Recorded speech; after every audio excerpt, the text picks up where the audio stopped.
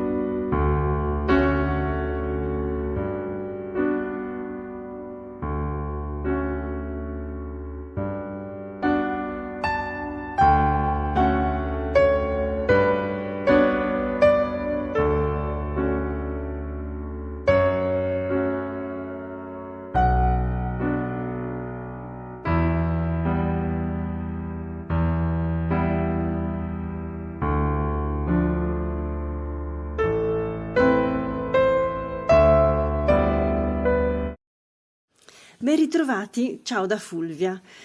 Voglio farvi vedere cosa sto realizzando. Ho un solo gomitolo di questo cotone multifilo e doppio colore. È molto estivo, molto marino come gusto e quindi non resta che utilizzarlo, ho pensato, per un piccolo basket.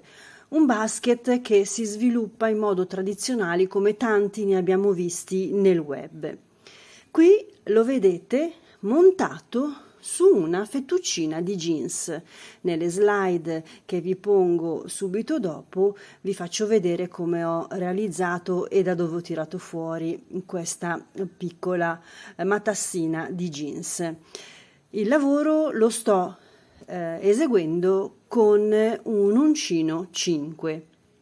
Dunque, è un lavoro che normalmente si fa anche con l'ago, ma nel momento che io voglio renderlo un po' più strong, diciamo così, uso il doppio filo e quindi nel senso che uso un punto che mi dà un doppio aggancio sottostante, diversamente da quanto verrebbe con l'ago, e quindi utilizzo per l'appunto un uncinetto.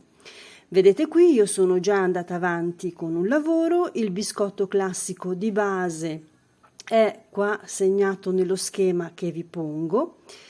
Essenzialmente sono i primi 4 giri classici, cioè si sale di quelle 2 magliette per poter poi a fine giro chiuderci con un punto basso, quindi si va avanti con la medesima proporzione almeno per i primi 4 giri.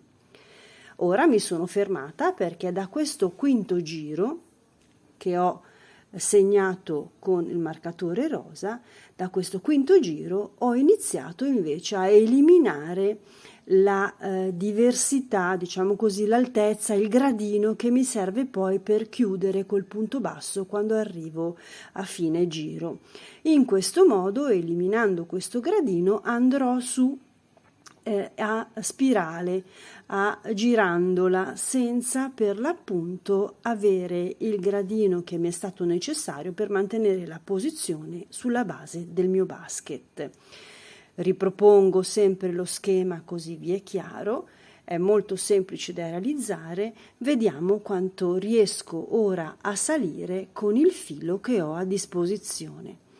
Ovviamente da questo momento in poi non faccio più gli aumenti che ho segnato nello schema, ma mantengo esattamente gli stessi punti che ho sottostanti perché proprio da questo momento il basket deve salire in verticale, deve chiudersi e per l'appunto risultare un contenitore.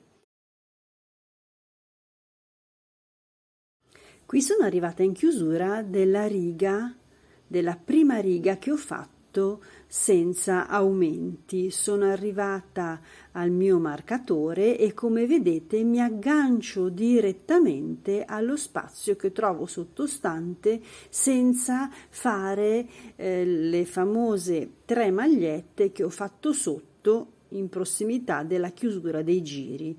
Quindi a questo punto si forma in automatico il giro della spirale. Vedete, qui mi sono, anziché chiudermi con un punto bassissimo, sono entrata ad agganciare direttamente la mia stringa di jeans e così effettuerò il restante del mio basket. Qui le righe fatte in altezza, il basket sta prendendo forma, si è alzato, sempre mantenendo invariato il punto, quindi è un aggancio laddove c'è la catenella di separazione e quindi prosegue 1 catenella di separazione, un aggancio, catenella di separazione. E questa è la lavorazione presa dal marcatore che abbiamo lasciato poco fa, semplicemente a spirale. Quindi tutte le eventuali aggiunte che si possono vedere qui sul fondo del biscotto, perché sono quelle che abbiamo mantenuto per chiudere i giri invariati, ecco qui sono sparite.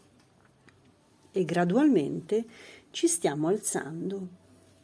Proseguiamo e terminiamo il gomitolo, sempre mantenendo la nostra strip di jeans interna e vediamo quanto riusciamo a farlo alto.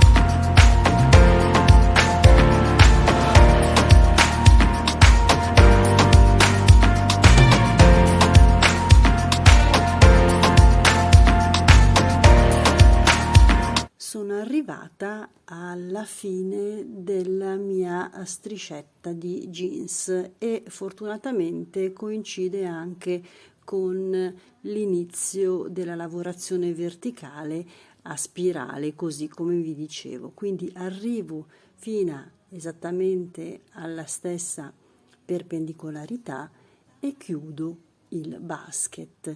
Ho ancora questo filato in rimanenza. Adesso verifico se concludere il basket senza l'intervento della striscia a jeans oppure eventualmente inventarmi magari una maniglietta. Vediamo.